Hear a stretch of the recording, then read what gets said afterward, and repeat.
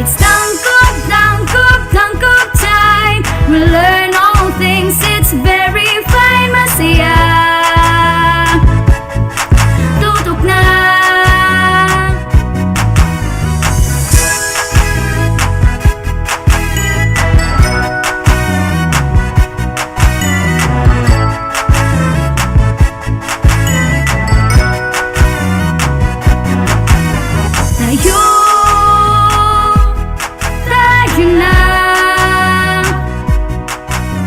Let's come and learn together, supporting one another. We love, we care, we share.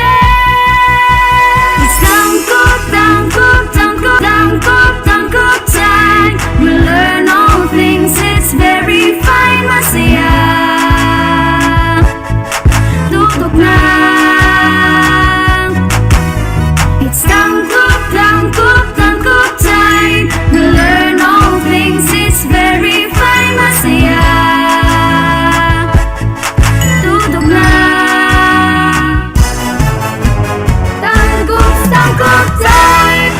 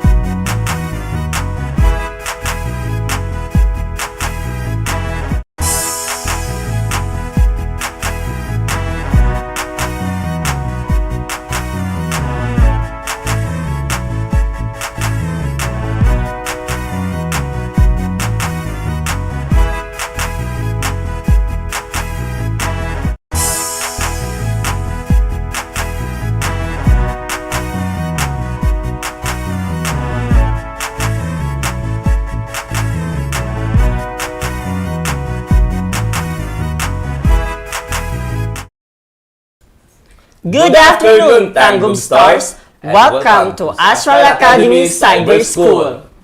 I am teacher James Marquisa Porno of Sumirap National High School. And of course, your teacher are from Lorenzo Tan National High School. And we are your teacher facilitators for today. Today is January 7, 2022, Friday, and our subject for this afternoon is Senior High School TVL Specialized Subject in Housekeeping NC2. That's right, Teacher Ko, no? So this afternoon, we have our learning competency that identify the important terminologies used in housekeeping such as room status and guest room. Well, in fact, Teacher Ko, no? Yes. In order for us to identify those important terminologies, we need also to simply define the terminologies that use in housekeeping, right? That's right. So when we speak of room status, it is a terminologies that are used by both housekeeping department and front desk in communicating with each other regarding room occupancy. So, Teacher Ko, it is very important that these two departments continuously communicate with each other, not only to maximize sales and revenue, but to avoid also problems like room status and discrepancy. That's right. In a situation where in the housekeeping department, Sir Ko, a description of a room status is different from the room status information being used by the front desk or to assign the guest rooms. Exactly, Teacher Arno. So when we say room status discrepancy mo, gini siya usa sa problema sa mga hotels wherein dapat siyang ma-address nga dapat sa usa ka guest room usa ra pod ka guest ang pwede i-assign ana. So kung naka-reserve na siya or nanay naka-check-in dadto dili na siya pwede i-baligya or ihatag sa laing so there guest. will be another way of saying this, there will be a thorough monitoring when it comes to giving a specific room for Yes, our guests. exactly. Kay duha ka department sa hotel ang nag-work ani nga reports. Ang front desk, Yes. wherein sila ang mubaligya sa mga kwarto sa hotel, and the housekeeping department wherein sila mo oy nakahibalo kung unsa nga mga rooms ang available, Yes. unsa nga mga rooms ang dili So available. it should be, there will be a, teacher ko kanang communication. Yes, exactly. So, this afternoon class, ato ang hisgutan ang tanang mga important terminologies used for room status in hotels and Yes. resorts. And of course, we have the first one. Yes, the pre-register. So, meaning of that is, a guest has a book a room earlier for early morning arrival. So, what does it mean, teacher ko? Yes, so pre-register ang gitawag ana sa mostly in the international scene. Pero kung Okay. sa ato diri sa Philippines, ang kasagarang tawag nato ana reservation. Yes. Kung nakahinumdum mo, pwede magpa-reserve kay para Tinood. mapa-reserve og una before ka maabot. So Yes. parehas rin na siya sa reservation, pre-register or the room reservation. Mao na siya. So, class, no? Take note of that. Then, another terminology is to occupied, or the so-called OCC. So, which means a guest is currently occupying the room. As the name implies, OCC Yes. or occupied. So meaning to say na ay guest nga naa sa sulod ana or nagamit It's ana either nga room. naka-check-in na siya dito, teacher ko. Yes. So dili siya pwede. So kung ang room na ay status, ang room status sa room kay OCC ang nakabutang kay taas man kayang occupied, Yes. dili siya pwede ibaligya. So, I think sa uban na lang ang mga room, as what I've experienced, teacher ko, ano na, gipang indicate, gibutang sa lahang mga door.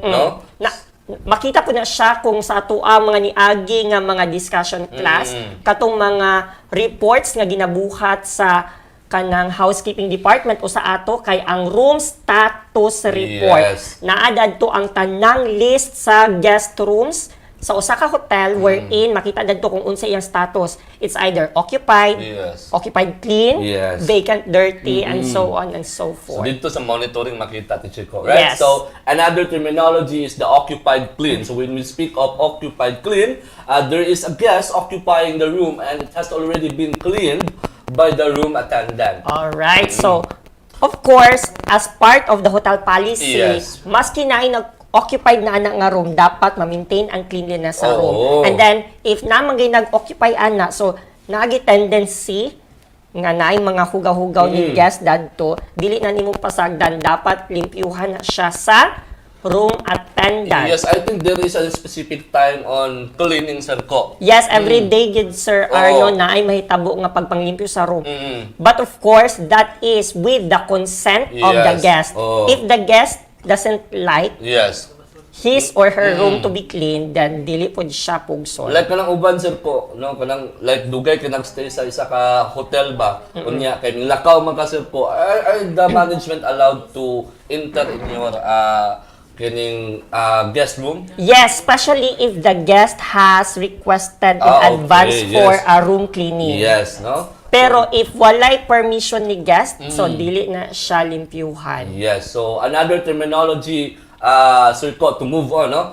Occupied dirty or OD. So which means there is a guest occupying the room and it has not been cleaned by the room attendant yet. So what does it mean, this ko? Oo, so Sir mo ko? ni siya kabaliktaran atong kaganihan nga occupied clean, ang occupied dirty or the OD. So sa OD nga status or room status, mo ni siya ibuot pasabot nga ang kana nga room na ay nag-occupy nga guest but wala pa siya nalimpyuhan Yes. sa room attendant. Yes. Kung saan man napagkahibalong nga wala pa siya nalimpyuhan, makita na siya sa supervisor's room status checklist. Makita man dadto kung unsa na nga mga room ang nalimpyuhan sa Yes. usa ka room attendant, unsa ang wala pa, mao nang OD ang iyang status. Yes.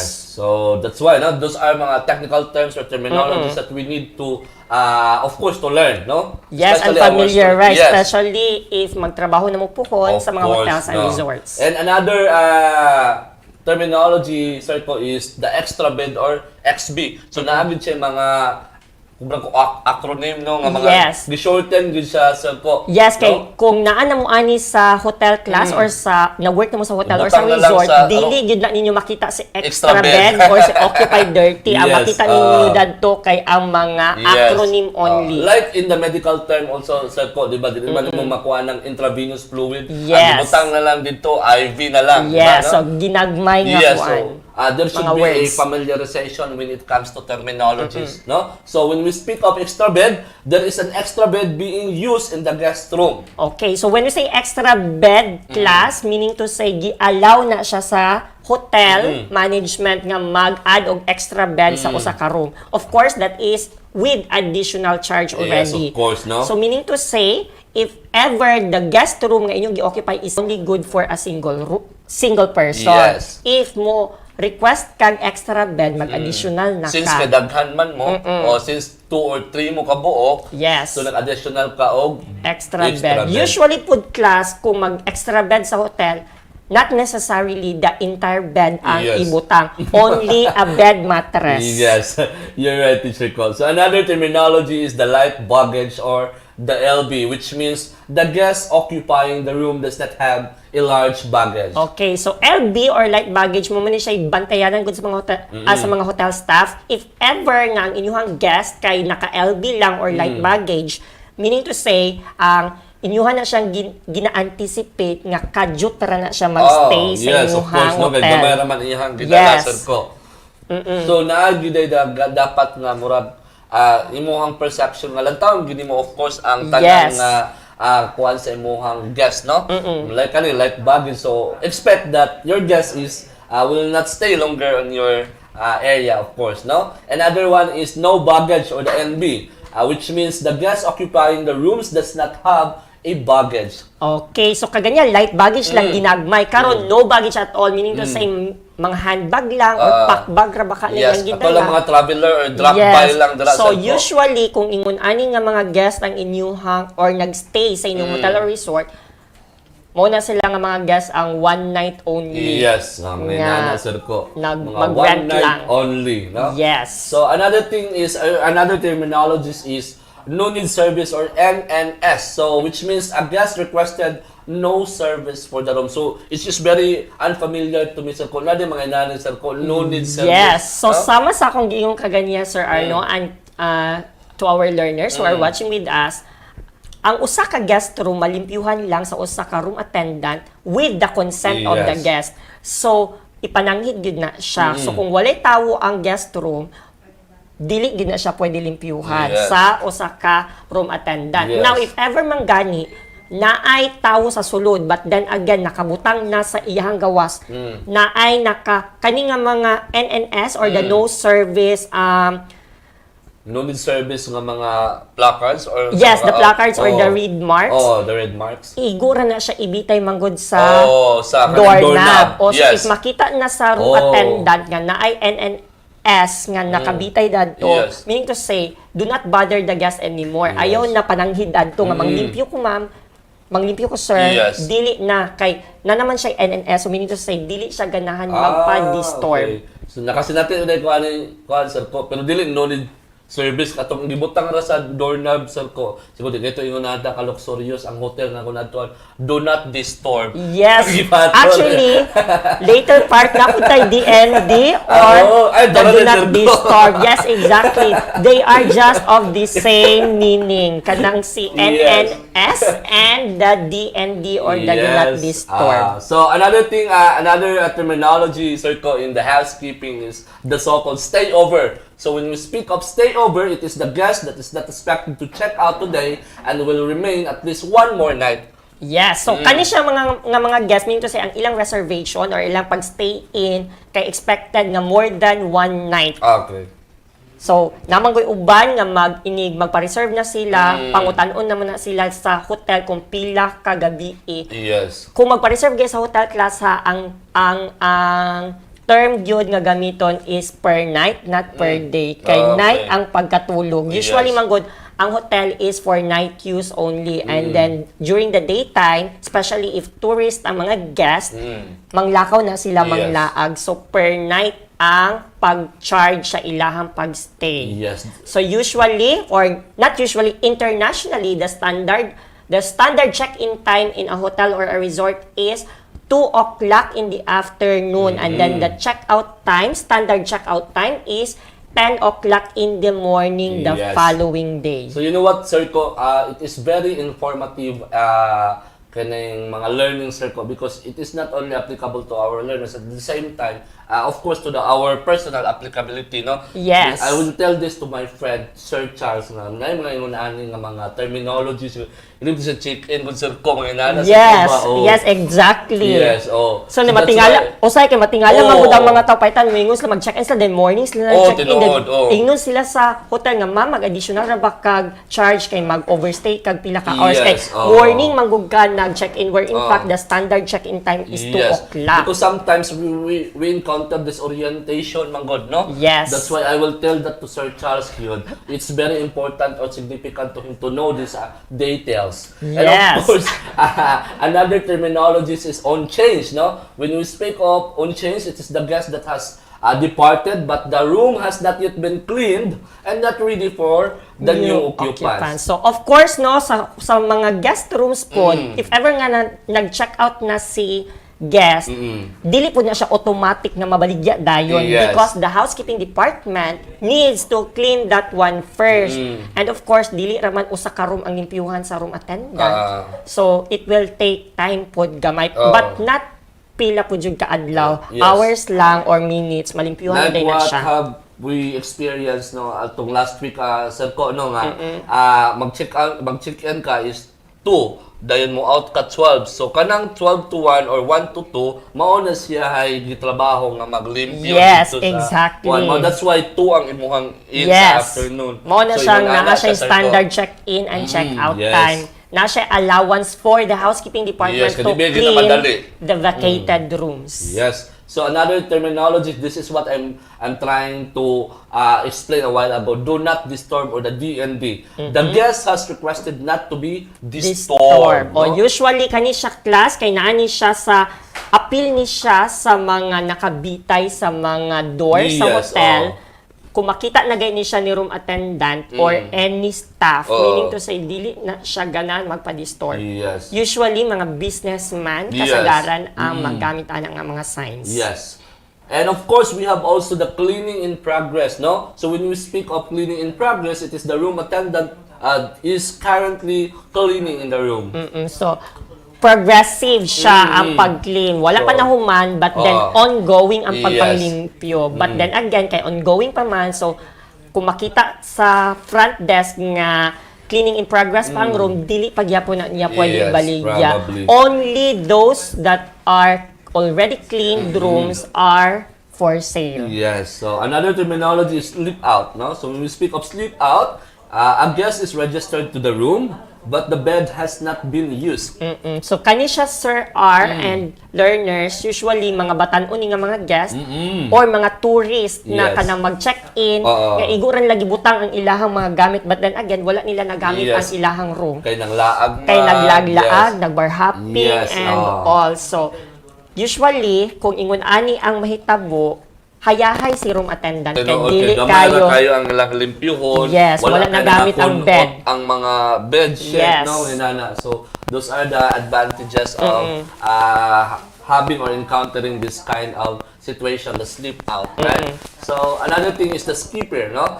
The guest has left the hotel without making arrangement to settle his or her account. No, skipper. kani siya. I hope you will not be like this Yes, wala pa po learners. nakadungog ni Sir Charles. Ani nga inari nga When we say skipper, mo ni sila ang mga guest nga nilakaw lagkalit sa hotel premises nga wala nagsettle sa ilahang accounts or sa ilang bar yun. Mga mga ninja, In Sir Ko. short, yes, mga nag-ninja moves are, no? So, again, this is not a good habit, learners, ha? So, actually, Sir Ko, lagi mahitabo nga mga yung ano, Sir Ko.